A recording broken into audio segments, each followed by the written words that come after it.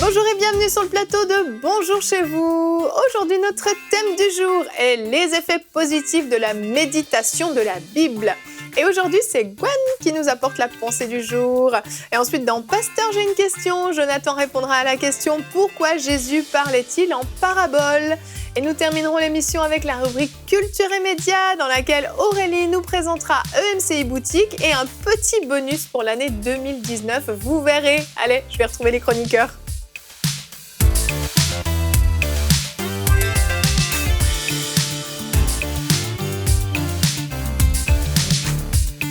Bonjour à tous. Et bonjour Evelyne. Vous avez vu le suspense que j'ai mis pour la rubrique Culture et Médias. On a hâte au bonus. Grande expectative. C'est ça. Mais pour ceux qui nous regardent en replay, n'allez pas tout de suite à la fin. Hein. Oh ben oui, on triche pas. Hein. Le principe du suspense, c'est que ça doit durer un petit peu, sinon c'est pas du suspense. Aujourd'hui, avant d'arriver au bonus de l'année, nous allons voir les effets positifs de la méditation de la parole. Alors je vous rassure, il n'y a pas d'effet négatif, il n'y a que des effets positifs. Mais donc c'est de bons effets. Et Gwen, tu vas nous en parler dans la pensée du jour.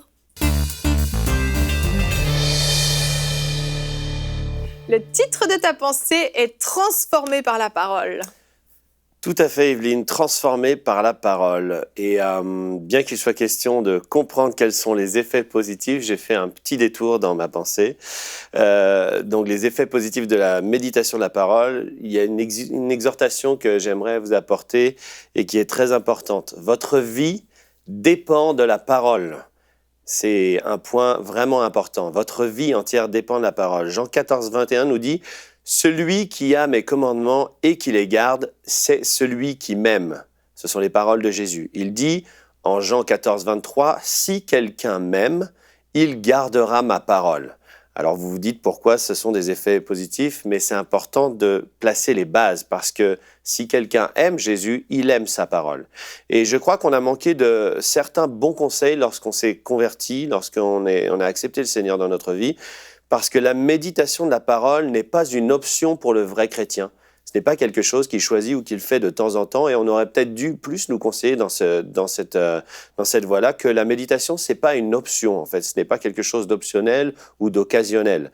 La parole de Dieu, c'est quelque chose qui fait la consistance de la vie du chrétien. La parole de Dieu est le fondement de notre foi. La parole de Dieu, c'est la véracité de notre foi. Et la parole de Dieu, c'est l'avenir de notre foi.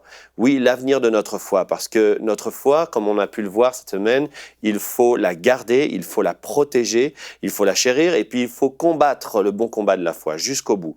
Donc c'est très dangereux pour une personne de se définir comme chrétien ou chrétienne si on ne garde pas sa parole. Je répète, Jean 14, 23, « Si quelqu'un m'aime, il garde ma parole. » Et la parabole du semeur nous enseigne sur 4 terrains, et que sur ces 4 terrains, 3 seulement ont reçu la parole. Le premier ne l'a seulement qu'entendu. Vous pourrez relire la parabole du semeur chez vous. Mais ces 3 terrains ont été mis à l'épreuve du temps. Et cette épreuve du temps, finalement, c'est toute notre vie. On voit que vous pourrez lire, reméditer sur cette parabole. Mais aujourd'hui, on peut se poser la question, suis-je toujours un bon terrain pour la parole de Dieu ? Vous posez cette question. La deuxième chose, c'est que votre qualité de vie dépend de la parole. Vous voulez plus de foi ? Méditez la parole. Romains 10, 17 nous dit « Ainsi la foi vient de ce qu'on entend, et ce qu'on entend vient de la parole de Christ.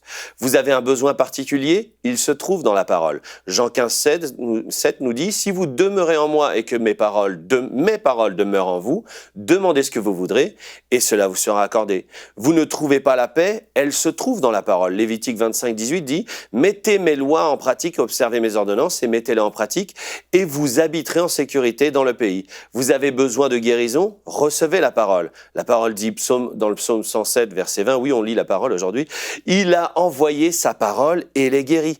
Vous voulez prospérer, méditez sa parole. La Bible dit dans Josué 1,8 que ce livre de la loi ne s'éloigne point de ta bouche, médite le jour et nuit pour agir fidèlement selon tout ce qui est écrit, car c'est alors que tu auras du succès dans tes entreprises, c'est alors que tu réussiras. La troisième chose, c'est que la parole est la vérité absolue pour le chrétien. C'est la vérité. Jean 17, 17 nous dit « Sanctifie-les par ta parole est la vérité ». Et on peut, dans notre marche chrétienne, on peut s'égarer facilement en obéissant par nos émotions, les circonstances, en obéissant aussi à des esprits mauvais qui essayent de nous séduire. Oui, ça peut arriver même à des chrétiens. Mais ce qui nous assure de demeurer dans la vérité, c'est la parole, encore une fois, et de prendre les bonnes décisions, c'est encore et toujours la parole. Psaume 119, 105 nous dit « Ta parole est une lampe à mes pieds, une lumière sur mon sentier. » Ou encore, Psaume 119, 9 nous dit « Comment le jeune homme gardera-t-il pur son sentier en se dirigeant d'après ta parole ?» Lire la parole, c'est plonger nos regards dans Jésus-Christ. Lorsque la parole habite en nous, c'est sa vie que nous accueillons, c'est son caractère que nous acceptons, que nous adoptons et que nous accueillons. Nous sommes transformés à son image. La parole est le miroir qui reflète Jésus-Christ. 2 Corinthiens 3,18 nous dit « Nous tous qui le visage découvert, c'est un verset que j'aime beaucoup, contemplons comme dans un miroir la gloire du Seigneur. Nous sommes transformés en la même image de gloire en gloire comme par le Seigneur l'Esprit. » Plus la parole habite en nous, plus c'est Christ qui vit en nous. Plus la parole habite en nous, plus c'est sa voix que nous entendons. Plus la parole habite en nous, plus c'est son cœur que nous connaissons, et plus la parole habite en nous, et plus nous pouvons lui ressembler. Enfin, je finis par ce verset que j'ai déjà lu par 2 reprises. Je vais le lire pour une troisième reprise parce que c'est important. Celui qui m'aime, celui qui se dit disciple, celui qui se dit chrétien, celui qui se dit être croyant, celui qui se dit être sauvé, celui qui se dit aller au ciel, celui qui aime Jésus-Christ, il gardera sa parole. Alors les bienfaits de la parole de Dieu sont tout aussi simples, c'est la vie éternelle. Amen. Bah, tout est dit. Merci, au revoir. C'est clair. Merci Gwen. C'est une belle liste d'effets positifs et non d'effets secondaires. Ça donne envie d'aller méditer la parole. Vraiment. En fait, c'est ça. Quand on commence à méditer la parole, quand on n'a pas cette routine dans sa vie de méditer la parole, on peut ne pas comprendre. Quand on la lit simplement, peut-être le dimanche à l'église, pendant que le prédicateur nous cite des versets, on va lire des petits bouts et puis on va pas forcément saisir.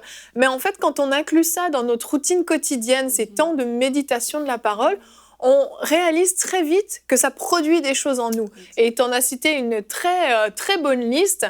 Et il y a une des choses que ça fait également, mais tu en as parlé un petit peu, c'est le fait qu'on est transformé en la même image de gloire en gloire dans notre caractère, dans notre personnalité. Il y a des traits des fois dans notre personnalité, dans notre caractère qui nous dérangent, qu'on n'aime pas. Et puis on ne sait pas comment y remédier. On a beau essayer de faire des efforts, on n'y arrive pas.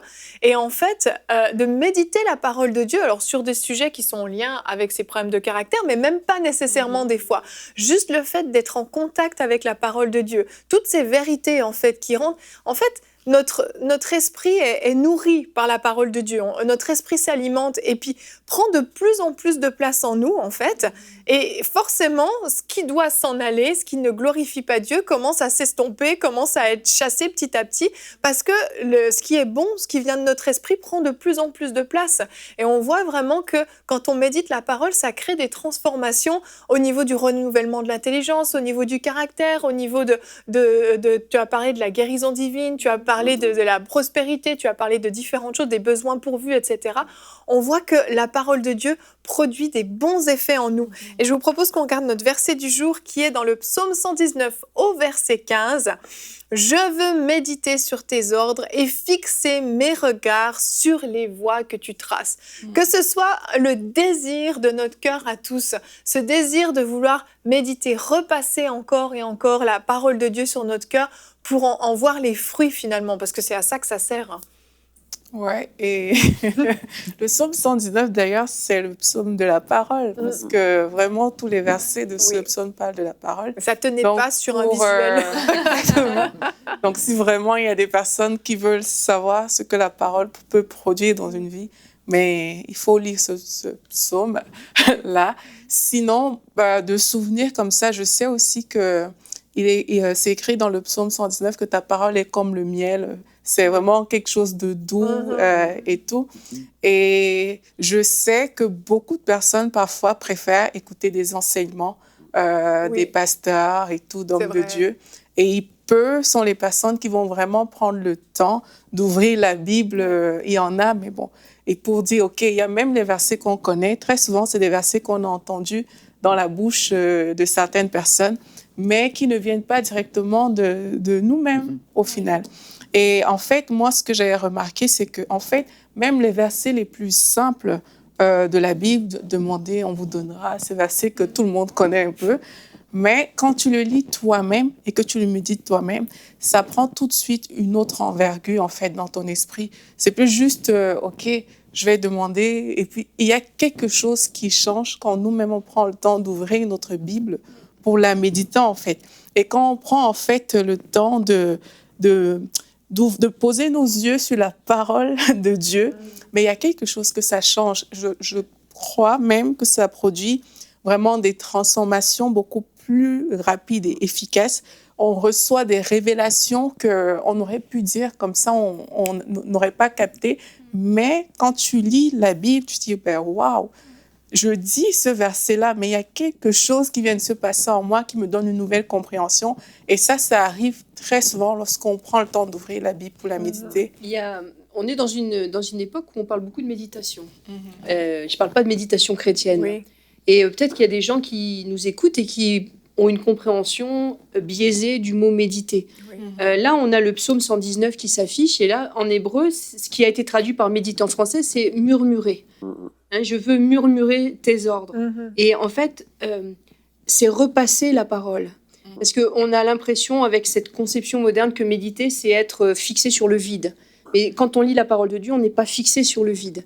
On va repasser la parole de Dieu, sans intervention extérieure. Là, tu parlais tout à l'heure des gens qui écoutent des prédications, c'est bien, mais quand on la médite, on est seul face à face avec Dieu, seul face à sa parole, et il n'y a rien qui va venir perturber notre compréhension, et ça va permettre à Dieu de nous parler vraiment directement. Oui. Et c'est pour ça que c'est important de bien comprendre ce que c'est que méditer. C'est vraiment être en contact, tu la lis à haute voix, ou alors juste avec tes yeux, ou tu l'écoutes. Moi, j'aime bien écouter la Bible lue. Je l'écoute souvent le matin. Merci. J'aime beaucoup parce qu'il y a quelque chose qui vient se produire dans mon cœur. Il y a des choses que je vois que je n'avais pas vues en lisant le verset. La méditer, c'est tout ça. C'est vraiment, tu reçois la parole et tu la laisses agir dans ton cœur. Oui. Donc, que tu l'écoutes, que tu la lises à haute voix ou juste avec tes yeux. Et c'est ça, méditer la parole de Dieu. Oui. Ça, méditer, c'est repasser sur son cœur, c'est mâcher, c'est ruminer. Ruminer, ouais. C'est tout ça. Puis, dans ce que tu disais, Aurélie, tout ça, ça me fait penser aussi quand quelqu'un mâche à la place de quelqu'un d'autre. Hein, je ne sais pas si ça vous arrive. C'est dégoûtant. Ou, des fois, le vieillard n'a pas les dents en état. Donc, le plus jeune mâche le poulet et le donne. Ça arrive dans... Dans quel pays? On taira le nom. Si vous connaissez ça, vous m'écrivez. Écrivez en commentaire, s'il vous plaît. Mais c'est un peu ça ce qui se passe. Ça te dégoûte. C'est un peu ça ce qui se passe avec les chrétiens aujourd'hui. C'est qu'ils prennent la parole de Dieu pré-mâchée et ils ne savent pas la mâcher eux-mêmes. C'est vrai.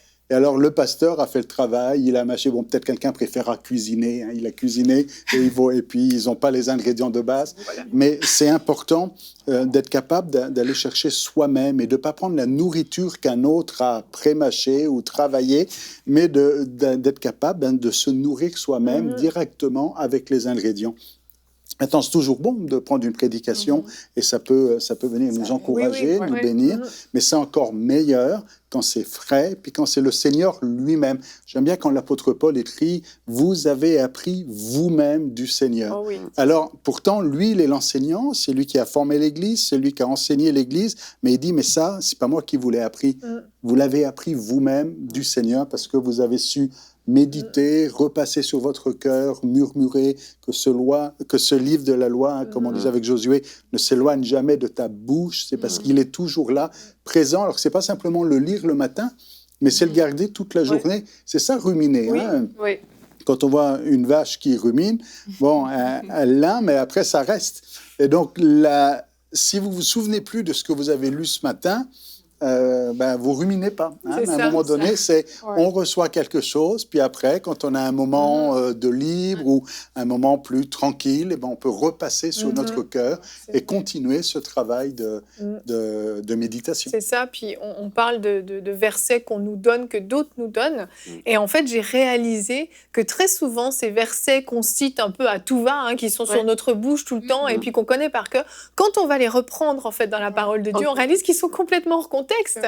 Et on fait finalement, on tord les Écritures quand on fait ça, parce qu'on fait dire à la parole une chose qu'en fait, quand tu la mets dans son contexte, ça ne parlait pas du tout de ça. Et on est là et on bâtit notre foi sur des versets comme ça, on prie, on confesse avec ces versets-là, puis finalement, en fait, on réalise que c'est pas du tout ce que Dieu voulait dire dans sa parole. Donc c'est très important de nous-mêmes avoir ce réflexe, d'aller examiner la parole, laisser le Saint-Esprit nous parler, nous arrêter sur certains versets, dire hey, regarde, ça, ce passage-là. Et puis parfois, on peut même avoir à cœur d'aller lire un autre passage qui est en lien, et puis il y a comme un éclaircissement qui se fait, qui fait waouh, nos yeux s'ouvrent sur quelque chose que Dieu a voulu nous dire à ce moment-là, à nous personnellement. Et c'est important d'avoir cette relation avec la parole, parce que c'est la parole de Dieu, on le rappelle. Quand on a une relation avec la parole, avec la Bible, on a une relation avec Dieu. C'est Dieu qui nous parle Dieu qui directement. parle. Et c'est vraiment important d'avoir cette compréhension-là, en fait. Il y a une dimension à la méditation, je crois sur laquelle il faut vraiment insister, c'est qu'il faut faire taire les bruits autour. Parce que si tu veux que Dieu puisse te parler et vraiment comprendre en profondeur ce qu'il y a dans cette parole que tu viens de lire, il faut faire taire le bruit autour. Parce qu'on est dans une génération en permanence sollicitée par toutes sortes de trucs, visuels, sonores, et on ne fait pas taire. Hein. Mais quand le Seigneur dit ferme la porte de ta chambre quand tu pries, Oui, et c'est vrai pour la prière, mais c'est vrai pour la méditation. tout à fait. Se garder des temps de silence, des temps où on va écouter la parole de Dieu, on va vraiment se plonger dedans sans se faire distraire. C'est ça, puis des fois, juste interrompre notre lecture quelques secondes, Ouais. tu sais, juste prendre le temps Juste pour prendre de le laisser recul, descendre, en fait. Ouais. Il y a plusieurs manières de lire la Bible.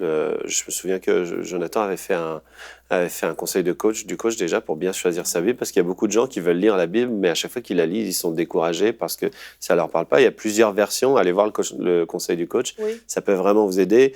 Après, comment Anne parlait de la Bible en audio, moi je sais que je me lève très tôt pour passer du temps vraiment dans la lecture de la parole. Je lis au moins 2 heures le matin, mais des fois, mes yeux sont fatigués. Donc, la Bible en audio, c'est très bien. C'est très bien pour la méditer, pour la repasser. Et puis, on disait que ce livre de la loi ne s'éloigne pas de ta bouche. Ça veut dire que c'est même pas de tes yeux. Ça veut dire que tes yeux ont lu, mais ta bouche doit savoir le parler.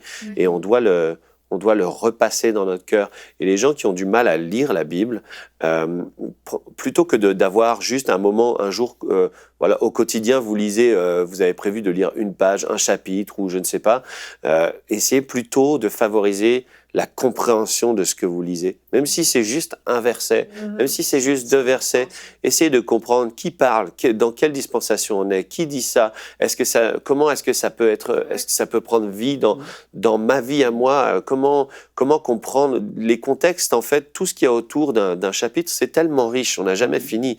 Mais vous allez vous décourager si vous lisez Lévitique ou Deutéronome juste parce que c'est le jour où vous devez le lire. Lisez plutôt des choses que vous pouvez aussi comprendre dans les évangiles, passer du temps dans les évangiles, parce que dans les évangiles, les 4 évangiles et dans les lettres de Paul, on comprend vraiment le cœur de Dieu et la dispensation dans laquelle on est. Donc lisez aussi intelligemment afin de ne pas vous décourager. Et puis vous verrez aussi que ça va susciter une soif de lire tout ce qu'il y a ensuite.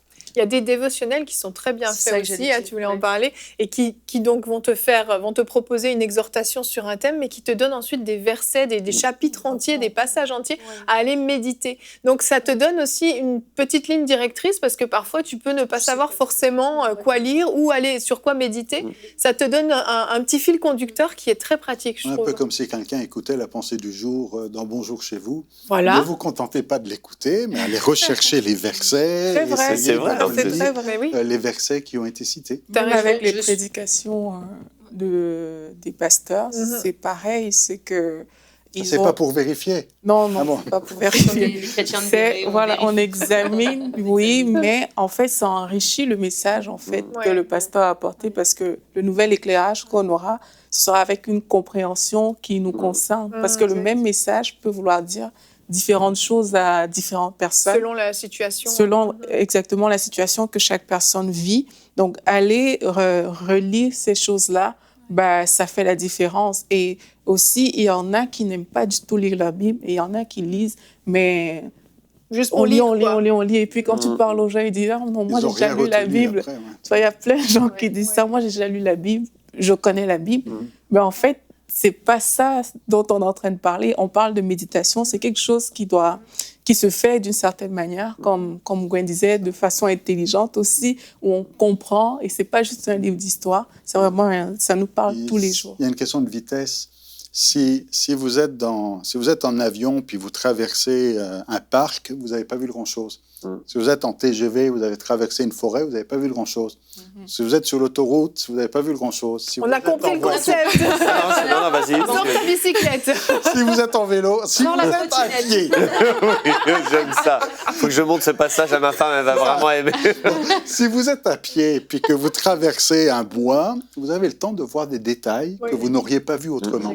Et c'est pareil quand on lit la Bible. Si vous allez trop vite, il y a un tas de choses que vous n'allez pas voir. Et si vous prenez le temps, vous allez dire « Ah, j'avais pas vu ça, j'avais pas vu ceci. » Et du coup, ça devient beaucoup plus riche. C'est ça. Je pense que c'est bien de connaître la Bible dans son entier, de l'avoir lue au moins une fois en entier, puis de connaître les histoires. Mais il y a beaucoup plus à découvrir. Anne, je te laisse la parole. Juste ajouter, parce qu'il y a des gens qui veulent bien faire, qui veulent lire et qui savent pas trop par où commencer. Oui.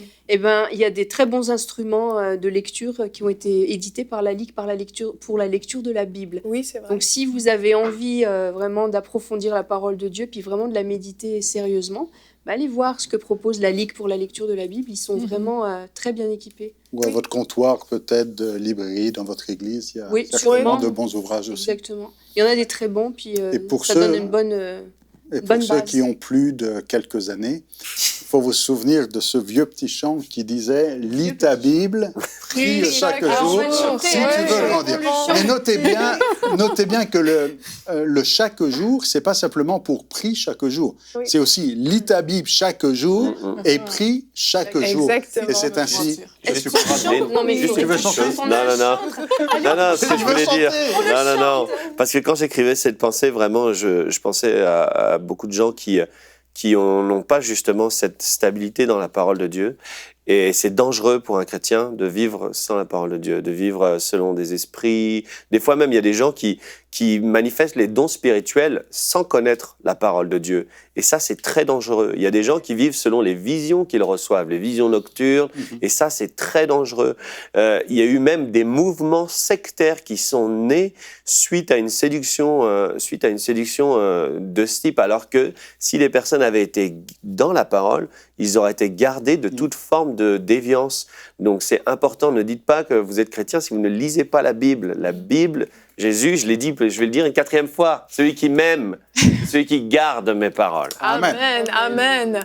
Et je vous ramène à l'émission de mardi, si je ne me trompe pas, où on avait parlé de ce temps qu'on consacre à Dieu et on vous avait encouragé à vous lever plus tôt le matin. Et je pense que certains d'entre vous l'ont fait. Donc vous pouvez vraiment ajouter cette dimension à la prière matinale, mais vraiment cette dimension de méditation de la parole, comme on vous l'a apporté aujourd'hui. C'est vraiment un gros plus pour une journée. Et Jonathan, tu réponds maintenant à une question, si tu le veux bien. Une question de Steve de Martinique qui pose une question intéressante que peut-être d'autres téléspectateurs se posent. C'est pourquoi Jésus parlait-il en parabole? C'est vrai ça, hein, des fois, tu nous en as cité une, tu nous as parlé de la parabole du semeur, mais des fois, on est là, on lit, on dit « Ok, c'est bien intéressant, mais qu'est-ce que ça veut dire ?» C'est une bonne question.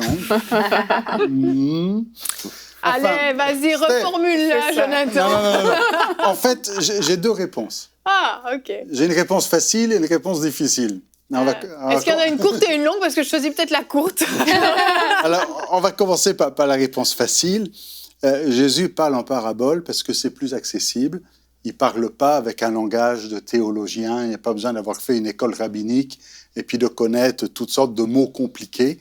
Mais il parle avec des gens simples et il s'adresse avec des choses que les gens de Galilée, qui sont simples, ce n'est pas les gens instruits de Jérusalem, mais que les gens de Galilée, simples, sont capables de comprendre. L'histoire d'un quelqu'un qui va à la pêche, quelqu'un qui sème, quelqu'un qui a un mouton, des brebis, ainsi de suite. Donc, il parle en parabole pour que ce soit plus accessible et plus simple. Ça, c'est la réponse courte et facile. Version 2. La version 2, alors je ne sais pas si vous allez aimer ça, c'est dans Marc chapitre 4, il est dit, c'est Jésus qui parle, il dit « C'est à vous qu'a été donné le mystère du royaume de Dieu, mais pour ceux qui sont dehors, tout se passe en parabole, afin qu'en voyant, ils ne voient pas, qu'en entendant, ils ne comprennent point, de peur qu'ils ne se convertissent. » Alors là, il faut que tu nous expliques, Donc, ça n'a aucun sens. J'aime beaucoup ce passage. C'est le côté un peu plus compliqué. C'est une Donc, parabole à elle seule, ce passage. c'est Jésus qui nous dit « Je parle en parabole Oui, pour oui. qu'ils ne comprennent pas. » Mais pourquoi? Eh bien, justement, parce qu'il ne fallait pas qu'ils comprennent trop vite.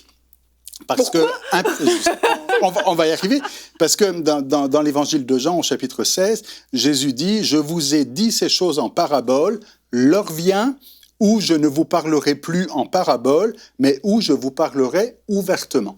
Donc, parler en parabole, c'est parler d'une manière un peu cachée, c'est mystérieux, hein, parce qu'on se dit, bon, quel est le message qui est derrière cette parabole? On se pose la question, ça veut dire quoi? Oui.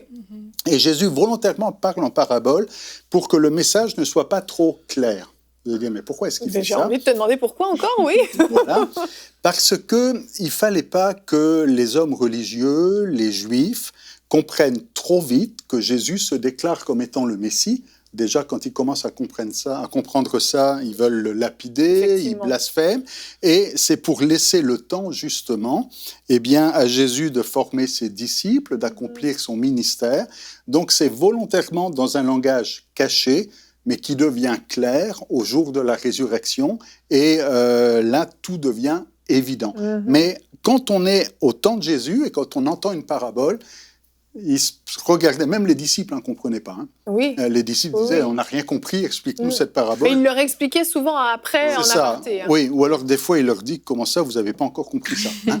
Aussi. Bon, mais c'est parce que ce n'était pas le temps. Et donc, l'avantage de la parabole, c'est que ça permet de dire des choses profondes, mais d'une manière simple, d'une manière aussi imagée, cachée, mystérieuse, pour qu'il puisse accomplir son ministère et qu'au jour de la résurrection, et ensuite, aidé par le Saint-Esprit aussi, on dit « Ah, c'est ça qu'il voulait dire ». Alors voilà, c'est tout le temps que j'avais. C'est parfait, merci beaucoup Jonathan, c'est très clair, ce n'était pas une parabole ta réponse. Merci, si vous avez une question, vous pouvez nous l'envoyer à l'adresse pasteurj'ai-une-question@emcitv.com. Oui. Je ne t'ai pas dit qu'on pouvait capter EMCI TV par parabole aussi. Hein. Oh, par parabole. Il est très bon, il est très bon. Allez, sur Eutelsat, Canal+, et Monacosat en Afrique du Nord. En Afrique du Nord. Donc, n'hésitez pas à informer tous vos amis d'Afrique du Nord parce que c'est quand même nouveau sur Monacosat. Il faut les informer, les tenir au courant. Désormais, EMCI TV est disponible. Ça vaut la peine quand même. Amen. Ouais. Allez, on continue justement. On va vous parler de EMCI. On va vous parler de la boutique de EMCI dans la rubrique Culture et Médias.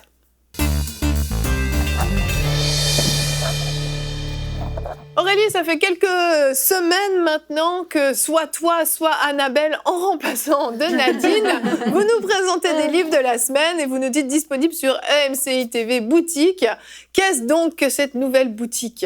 Alors, EMCI Boutique, d'entrée de jeu, on a fait une petite vidéo de présentation que je nous invite à regarder maintenant. EMCI TV a maintenant sa boutique en ligne. Découvrez tous nos produits sur emciboutique.com. Tout simplement. Voilà. Voilà, donc, tout est dit. C'est une boutique en ligne. C'est une boutique en ligne, comme on peut le constater, mais on a le plaisir et l'honneur d'avoir le grand expert de cette boutique en ligne sur ce plateau. Roulement de tambour. Il est autre que le pasteur Jonathan lui-même. J'ai démis de mes fonctions. Gwen est un fan. Mais pourtant, j'étais sûr que c'était moi. C'est un fan de la boutique. Oui, parce que moi, j'achète tout le temps. C'est ça, toi, t'achètes tout le temps. Je ne l'ai pas encore fait. Oh, Mais honte pour à toi. tout voir, tout savoir, tout comprendre sur la boutique, mais c'est au pasteur Jonathan qu'il faut se référer. Alors, pasteur Jonathan, c'est quoi les produits de notre boutique? La boutique a commencé avec un petit catalogue, hein, on va dire ça comme ça, et le catalogue est en train de s'élargir. Le but de la boutique, c'est pas d'avoir une grande, une grande boutique avec une grande quantité et avoir tous les livres du marché, mais d'avoir en tout cas les principaux et ceux qui sont là pour vous bénir. C'est pas une boutique de référence, hein, ou avec les livres rares. les livres rares se trouveront dans les boutiques Rares. rares. Mais en tout cas, c'est les bons ouvrages, on va dire comme ça. Quand on dit, ça se trouve dans les bonnes librairies, donc les bons ouvrages, ceux que l'on a référencés comme étant des ouvrages importants, ceux qui sont présentés aussi dans Bonjour chez vous. On essaye, dans la mesure du possible, eh bien, de les placer aussi dans la boutique de MCI Boutique. Des fois, c'est pas possible parce que les livres ne sont plus disponibles, mais dans la plupart des cas, ça se trouve. D'ailleurs, le premier bandeau que l'on voit quand on arrive sur la boutique, c'est vu sur EMCI TV. Comme ça, si vous avez entendu dans la rubrique Culture et médias parler d'un livre, vous pouvez tout de suite trouver la référence de ce livre-là. Ça, c'est très pratique quand même, parce que c'est vrai que les gens entendent la rubrique Culture et médias, le livre de la semaine, si on a envie de se la procurer. Bon, même les flashbacks, quand on parle d'un personnage et qu'il y a un livre associé à l'histoire de cette personne-là, on essaye de le fournir sur la boutique. Tout à fait. Et d'ailleurs, à ce propos, sur la boutique aussi, il y a plusieurs catégories qu'on va un peu chercher au niveau des onglets. Il y a beaucoup de catégories, en fait. Il y a des livres pour les enfants. Il y a bien sûr la Bible, le Nouveau Testament, toutes ces choses-là. Et puis, il y a des biographies aussi qu'on retrouve sur la boutique. On parlait de la rubrique flashback. On trouve des livres aussi sur la fin des temps. Bref, il y a des catégories. Tout est subdivisé, tout est clair pour pouvoir avoir l'information facile. Mais j'ai encore une question que j'ai envie de poser à Pasteur Jonathan, c'est comment on fait, pour commander sur la boutique en ligne, en fait? Commander sur la boutique en ligne, il suffit de cliquer. Oui. Déjà, et si je suis au Cameroun? C'est ça. Déjà, ce qui est important de dire, c'est que la boutique, en fait, va livrer partout. Partout dans le monde. On n'est pas encore avec l'espace, mais on est dans le monde. On ne livre pas sur la station spatiale. On est limité quand même. Hein. Bientôt. On y travaille. C'est bien. Mais on livre en tout cas partout où il y a... On va dire les choses comme ça. On livre partout où il y a des livraisons. Oui. Évidemment, si vous êtes dans un endroit où il n'y a aucune livraison possible... Ou qu'il n'y a pas d'adresse. Ou qu'il n'y a pas d'adresse. S'il y a une grève. Mais alors, des fois, ça va se faire dans certains pays africains au travers d'une boîte postale, ou alors ça va être un livre qu'on devra aller chercher au bureau de poste. Mais en tout cas, on livre partout, et avec aussi des frais de livraison gratuits quand on a une commande supérieure. Alors, pour l'instant, on est à 45 € d'achat, mais ce chiffre est appelé, au fur et à mesure que la boutique va se développer, à diminuer. Plus il y aura de commandes et plus on sera capable d'offrir la livraison. 45 € d'achat. Wow. Même 45 € d'achat, ça reste tout à fait ça fait raisonnable. $60 à peu près. En dollars canadiens, tu veux dire? Oui, à peu près. Ça reste. Tu en as plusieurs pour acheter chacun un livre. Tu as déjà justement, pour ceux qui se demandent, ça fait combien en CFA ou en francs suisses ou en dollars australiens ou je ne sais pas, la boutique travaille dans la devise de votre pays, donc va afficher les prix dans la devise de votre pays. Est-ce qu'il y a des taxes de la douane pour ceux qui se font livrer? C'est compris, ça fait partie. Non, il n'y aura pas de douane à payer en arrivant, ça fait partie de la livraison. C'est important de le dire parce que parfois il y a des gens qui ne connaissent pas et aussi on est en TTC. Mais ça dépend du pays aussi dans lequel vous vous trouvez, donc là il faut être prudent. En Corée du Nord. C'est ça. En Corée du Nord, c'est le policier qui va te livrer. J'allais dire. On ne te livre pas, tu te fais livrer. Pour moins de 45 €. Mais dans tous les cas, au niveau de EMCI Boutique, le prix qu'on voit est toute taxe comprise, quel que soit le pays. Et aussi, Pasteur Jonathan, tu recommandais de laisser des commentaires sur des livres. Oui, parce que c'est une boutique interactive. Vous pouvez donc, quand vous êtes sur un livre, avoir un petit commentaire. Vous voyez le descriptif du livre. Il y a certains livres qui ont même des vidéos de présentation. Il y a certains livres aussi qui ont une petite vignette verte. On voit là sur le visuel. Ça veut dire que les frais de livraison sont gratuits pour ce livre-là. Ah, OK. Donc, certains livres comme ça ont des frais de livraison gratuits. Et c'est toujours bon, s'il y a un livre que vous aimez, que vous avez lu, de le recommander aux autres. Et de dire hey, « j'ai beaucoup aimé ce livre-là, il faut le lire pour telle et telle raison ». Et je vous recommande, ça va aider aussi à booster la boutique, à mettre des commentaires comme ça, parce que Google, les moteurs de recherche vont tenir compte des commentaires que vous allez poster, et ça va aider à montrer que le livre doit être mis en avant. La boutique est en développement, elle a démarré il y a quelques temps, mais elle n'est pas arrivée encore à sa stature parfaite, mais on y arrive. Ça, c'est un commentaire de pasteur. Commentaire biblique. C'est ça, mais en sagesse, en grâce, elle grandit devant Dieu et devant les hommes. Exactement. Mais en tout cas, si vous n'êtes jamais allé sur la boutique, il faut y aller, il faut aller voir au moins ce que c'est. Et la boutique existe aussi sur Facebook. On a une boutique, la même boutique à son format Facebook. Et donc, c'est assez facile de rejoindre ça. Et il n'y a pas que des livres J'allais qu'on trouve demander. dans la boutique, il y a aussi des cartes d'affaires. Voilà. Alors, on a commencé avec des livres, des DVD arrivent bientôt. Il y a Superbook, par exemple, qui va être là, et puis d'autres DVD arrivent. Et on va avoir aussi donc, des produits promotionnels, où on va commencer avec des cartes pour faire connaître. Vous aimez EMCI, puis votre voisin dit EMTI, EMMIMI, il n'arrive jamais à Alors, vous donnez la carte, c'est bien marqué EMCI TV, et ça permet comme ça aussi de faire connaître la chaîne. Donc, ces cartes arrivent et vous pourrez les commenter par dizaines, centaines et plus, Milliers. si vous le voulez. OK. Et notre suspense. Notre bonus de l'année 2019. Le bonus. C'est ça, c'est que EMCI TV a aussi un calendrier. Oh, et le yes. calendrier 2019 est déjà c'est pas disponible. 2018. Je voudrais que nous n'avons pas posé en costume de bain. Non, Voilà. on peut afficher, non, pas du afficher tout. les On peut visuels afficher pour les voir visuels que du non, calendrier. nous n'avons pas posé en maillot de bain. En Ce fait, n'est pas nous, heureusement. C'est la parole de Alléluia. Dieu qui est posée Alléluia. chaque mois Le psaume de 119. ce calendrier. Et on a pense au des calendrier versions, des on a une version Ah, c'est murale génial. que là on Pas de voit. petits chats non plus. Et on a aussi une version de bureau. Et pour chaque mois dans le calendrier, il y a un verset biblique qui accompagne. Et on a sur des versions des petits bouts qui présentent aussi un peu nos émissions. C'est quoi les émissions qu'on tourne ici à EMCI TV. Et c'est vraiment très pratique. C'est un très bon calendrier. C'est quelque chose qu'on peut facilement offrir aussi parce que là, 2019 arrive à grands pas. Et vraiment, avec les versets bibliques qui sont dessus, c'est des versets qu'on a vraiment choisis pour édifier. Ce n'est pas des versets très complexes ni compliqués non plus. Donc, tout le monde peut facilement comprendre ces versets bibliques-là. Donc, c'est facile à offrir, à donner, à partager au maximum. Vous n'avez pas fait vos cadeaux de Noël encore, vous dites quand même offrir un calendrier. Non, mais celui-là, ça vaut la peine. C'est un calendrier Moi, si on m'offre ce spécial. calendrier-là à Noël, je suis content. Oh, je te l'offre, C'est vrai. Jonathan. Je te l'offre.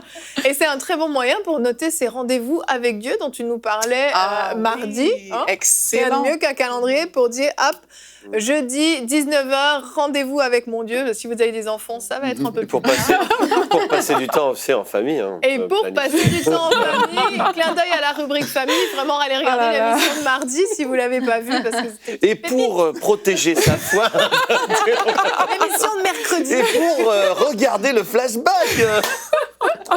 Tu vas pas y arriver, Yveline, je vais te poursuivre je vois jusqu'au ça. bout. Faites-le taire. Coupez son micro s'il vous plaît, la régie. Oui, bien sûr, notre calendrier est disponible sur EMCI Boutique. Forcément. Merci Aurélie, merci Jonathan pour aussi ton travail, ton investissement pour cette boutique parce que c'est vraiment une valeur ajoutée pour EMCI TV. Puis je veux juste préciser que EMCI TV a toujours, enseigne-moi déjà, on a toujours vécu quand même par des dons. Et c'est la première fois qu'on fait quelque chose d'un petit peu commercial, mais je veux quand même préciser que c'est quelque chose qui nous tenait à cœur parce que on présente des livres, des littératures chrétiennes de qualité. Ça permet quand même de vous bénir, de vous édifier et ça reste vraiment dans la vision de MCI TV. Donc on n'est pas dans une démarche commerciale à 200%. Je voulais juste préciser ça. Mais tu fais bien. Merci à vous pour cette émission. Donc, je vous rappelle notre thème du jour, les effets positifs de la méditation de la Bible. Donc, à la fin de cette émission, normalement, si on a bien fait notre travail, vous allez sauter sur votre Bible. Si ce n'est pas le cas, réécoutez l'émission encore une fois, même celle-là et toute celle de la semaine, puisqu'on en a parlé.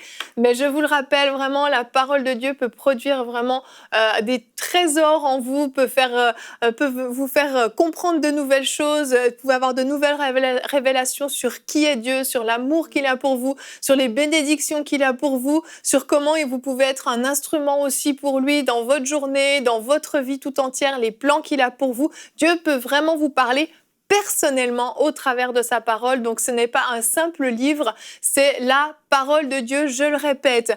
Et nous allons nous retrouver demain pour notre dernière émission de la semaine. Ne désespère pas, Dieu va te relever, sera notre thème.